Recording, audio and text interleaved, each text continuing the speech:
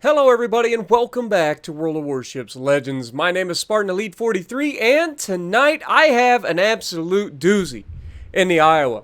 And it's on Two Brothers and it's going to end with me going up the middle. Oh my god, do we have a video for you guys today.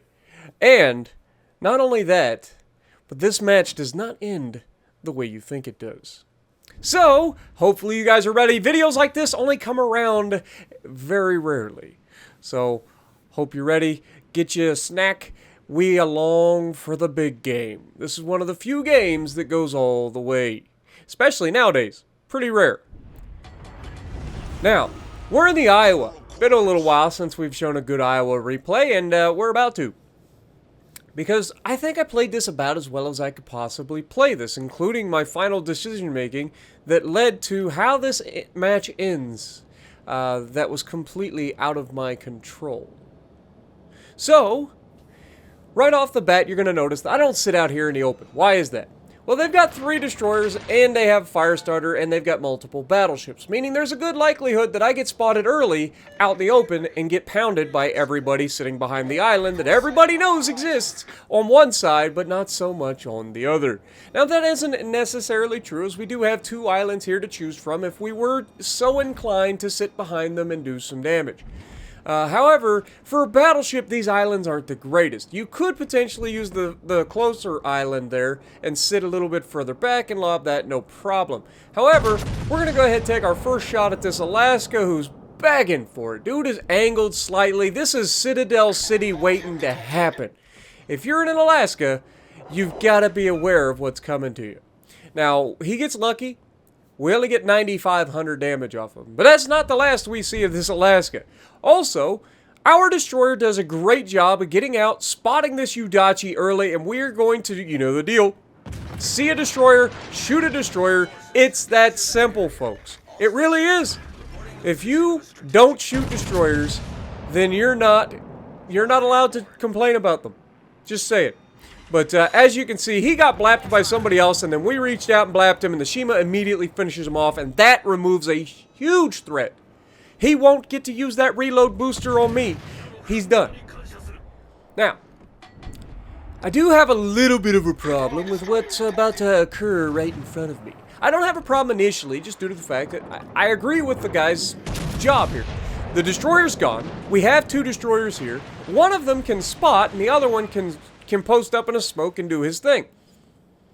The problem is, he managed to smoke up in front of me. Now you might go, well, Spartan, why don't you just go through the smoke and nose into the island and wait for the Bismarck? And there's a simple answer to that, and it's called I get rammed every time I do that. I am starting to learn what to expect, or when to expect rams. Now here you can clearly see that we have no ability to spot this guy. Our Shima is behind a smoke screen. Our destroyer here, behind a smoke screen. I am behind a smoke screen, and unless I fire my guns, which you might argue would have been a good idea here, but I wanted to save my guns for when he does get lit up. He's going to get lit up, sooner or later. Preferably sooner. But watch how much ground he's able to make up here. Alaska gets spotted, full broadside. I can't pass up this opportunity. Again, he's begging for it. At these kinds of ranges, that plunging fire is going to be able to Citadel this man. And there you go. There's our first Citadel on the Alaska.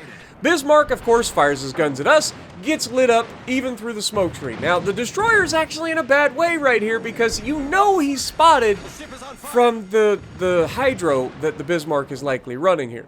Maybe the Bismarck isn't running his hydro. Maybe that's how he's getting away from it. You can see the Bismarck's not looking at him. He's looking at the other destroyer. Of course, if I had to choose between a Summers and a Shima, I would probably shoot the Shima as well because Shima's terrifying. And if you can remove him, even if you die, if you can remove the Shima, your team has a much better chance of winning. However, it doesn't really matter. He's done. You can see I immediately recognize he's taking torpedoes. He's got nothing left for me to take. We go ahead and use our first heal, and Alaska is starting to reverse.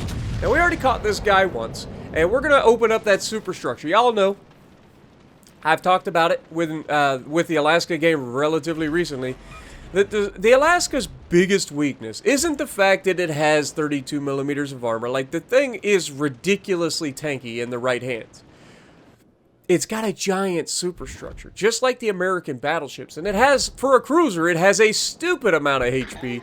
God, I did it again. HP allocated to that superstructure. Meaning, battleships can tear an Alaska apart with that superstructure. Despite the fact that you have 32 millimeters of armor, look at the damage that we're getting into them from superstructure and maybe potentially deck penetrations as well from this range. Again, we are going to get a little bit of plunging fire from this kind of range. We're not at max range, but we're at that medium range where the shells aren't coming in straight down, but they are coming in at somewhat of an angle.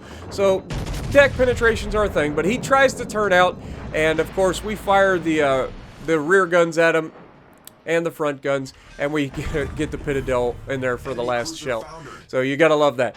But he goes down. That solidifies this side of the map. Now look at my other side of the map. I've got a battleship over there that's about to die. As I say that, he dies. And I have two battleships frantically running for their lives. Okay? They are running from that side of the map. Do I hate this? Yes. Because I honestly think that if you've got two battleships, you should be able to win your side, or at least hold your side, even if you can't win. Now, I know that there's a destroyer over there. Turns out that it's a Kagero. The gearing is going to wrap back around to defend his own cap, because we've got two destroyers and a cruiser cruising into that side of the map.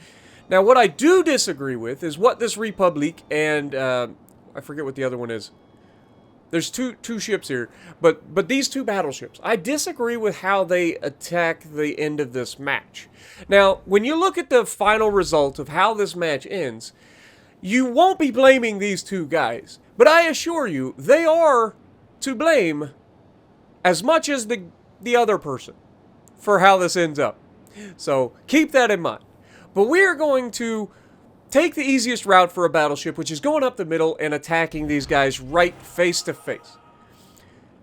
We have a Republic sitting in the middle, and what have we talked about the Republic? It's nasty. Everybody knows it. It is probably there's no disputing it. It is the best tier 8 battleship, bar none. There's none at tier 8 that is better than the Republic. It's just disgusting. It should be a legendary ship, in my opinion. Like, that ship is ridiculous. It's a tier 10 on PC. It should have been a legendary tier here. Because at tier 8, it's just OP. Like, it really is.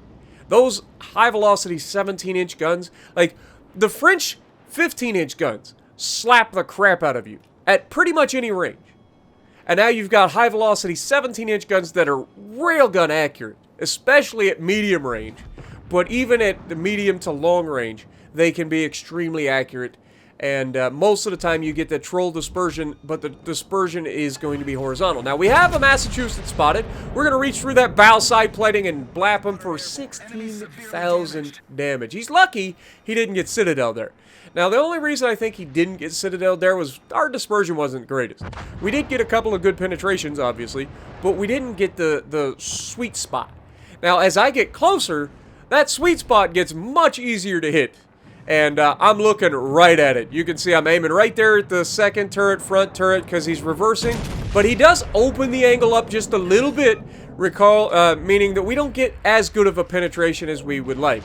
But we do still smash him again, and he's losing his health rapidly. Like, this man was just real healthy a couple of salvos ago, and suddenly he's not feeling so happy. But look at the difference between the Massachusetts secondaries and mine. Now, I don't know if this guy is running, secondary booster, or, I mean, he's probably running secondary booster, but I don't know if he's running a secondary build or not. But I take a shot here that's actually wasted, which could come back to bite me here. But it's a wasted shot at the gearing, but again, if you get a shot at a destroyer, you take it. Especially a destroyer that's fully capable of murdering every destroyer on your team, and we already have lost every destroyer on our team. I don't know if you noticed that. But the enemy still has a destroyer, and I don't know if you noticed, the cap behind my ship has lit up, meaning the destroyer's right behind me. So that puts a timer in my head. Now, I knock out both of the Massachusetts front guns there, and I've got him reversing out in front of my teammates. Now, the good news here is, because our battleships moved around they are actually in a position for a crossfire. But they're not there yet. Our Alaska has gone full goofball mode and decided, I'm going up in here regardless of what happens. Now, obviously, he played a big role in getting rid of the gearing, so you can't fault him here. And to his credit, this Alaska actually plays this pretty freaking well. Now, this could just mean that I'm taking the brunt of the damage here, because I am. Now, here you can see torpedoes going by. This is the moment where I actually recognize that the destroyer's really behind me. So I have to start thinking about that. We take a stupid torpedo because, you know, sometimes you forget that there's a second set of torpedoes. And if he's not running smoke, he could have more torpedoes on the way with that reload booster. He's also starting to shoot us. Now, we got a shot on the broadside of a Champagne, and I'm not going to lie, I was pretty disappointed in that shot. Because I know a Champagne easily gets blacked, alright? You broadside a Champagne, you are asking to be depth struck. And we've got a beautiful shot now. Which is the better shot for me to take here? The broadside Champagne or the bow in Republique? Obviously, I'm going for the Champagne. Now, we get very, very lucky that the Republique manages to not do any damage to us, but take our rear turret rather than a front gun. We do score a nasty Citadel, taking most of the damage off of the Champagne, and that leaves me one choice, and that is I'm ramming this Republique. And he knew it. He knew he was getting rammed. As soon as I stopped shooting him and shooting over his head, he knew that my play here was to take 2 people out, or at least seriously damage one and kill the other with a ram.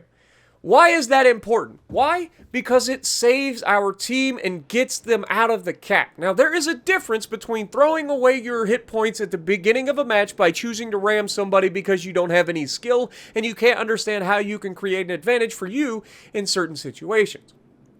And a situation like this, where it's late in the game, you've got minimal hit points, 18,000 hit points. You're taking out a basically full health ship that's a tier 8 that is devastating for the team, and you leave your team in an advantageous position. That is the main difference between what I go for rams and other people tend to go for rams. I have all of these thoughts play into whether I decide to go for a ram, and a lot of times I'm a little bit indecisive at rams, which has cost me a few deaths because I end up in a drive-by. And at that point, if you're going for a ram and you end up in a drive-by because you missed the ram, you're screwed. And the reason being is your guns are not in play usually. More often than not, if you miss a ram, your guns are nowhere where they need to be to actually take advantage of a drive-by. And guess whose is? The guy that made you miss. So that's why going for the ram can be very, very dangerous. Now look what the destroyer's doing. He is doing everything right. And these are some of the decisions that I can't fathom from teammates. Okay, so we've got an Alaska who just told everybody, capture this base. He's doing the right thing. He really is. But watch what he does. Whether he miscalculates and decides to roll through the cap, or whatever, you have to pay attention to the score, guys.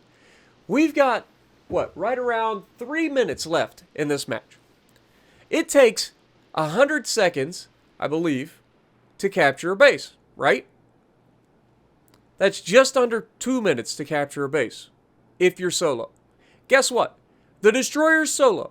Now, he is going to get the A cap, but we're capturing D. But our Alaska turns way too early and then rolls right out of the cap. You can see he's slowing down. He's trying to stop. He didn't mean to do this. But these are the things that you can't do. Now, we just had almost 3/4 of the base capped, and now it's completely reset. Shut up!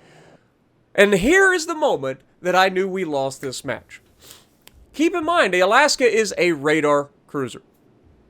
But he goes and gives this destroyer, the only chance that the destroyer has to win this match is to kill one of our ships. Doesn't matter who he kills. If he kills the cruiser, he wins. If he kills any of the battleship, he wins. The points difference will be too great, and we will be even on caps. Now, he's currently digging into our score, which is probably what's playing in through this Alaska's head. And like I said, I don't fault the Alaska for this. This is one of those close games where anybody can make this decision and lose the match because of it. But you gotta imagine, you gotta think, Okay, how many points is he likely to get? We're about to even it up, which means no team is actually gaining points here on each other, which means we have a 50-point lead. The destroyer gets into the cap. There's 40 seconds left. He's not making a 50-point... he's not making up 50 points on us by getting into the cap. He's just not. Because we're gaining points out of one of our caps. He's going to be gaining points out of two of his caps. The difference is not going to be 50 points. However, not only does he charge in and get himself spotted, but then he goes broadside to where he knows the destroyer is, and that puts him in perfect position to take 2 torps, which is all it takes to finish him off. And that flips the score and makes us lose the match with 5 seconds remaining. And I knew it was coming. As soon as he rolled out of the cap and then charged back, I knew we lost. I knew it. If you give somebody a chance, they will win the match. 182,000 damage game in the Iowa, top of the leaderboard. Alaska, like I said, I don't fault him. It's just one of those situations where I have to explain to everybody how the thought process there got us to lose that match. So again, I'm not hating on the Alaska. I'm not naming and shaming. I'm not trying to do that. The purpose of this video is to show others that when you're late in game like that, you have to pay attention to the score. If you're going to lose, you have to make something happen. You have to. Like the destroyer, he had to make something happen there. And he had to get incredibly lucky that our Alaska came back to fight him, which is the worst thing he could have done. But let me know what you guys think down in the comments below. Keep the hate for the Alaska at a minimum. I don't want to see it because, again, that'll happen to anybody, and he did get second on our team, and he was crucial in that match to even making it close. So, again, it's just one of those decisions that anybody can make in the moment that loses a match, and I want to showcase so that maybe in the future we don't make those same mistakes. And if you like what I'm doing, punch the like button, leave a comment below, subscribe to the channel if you haven't already, and as always, I will see you in the next video.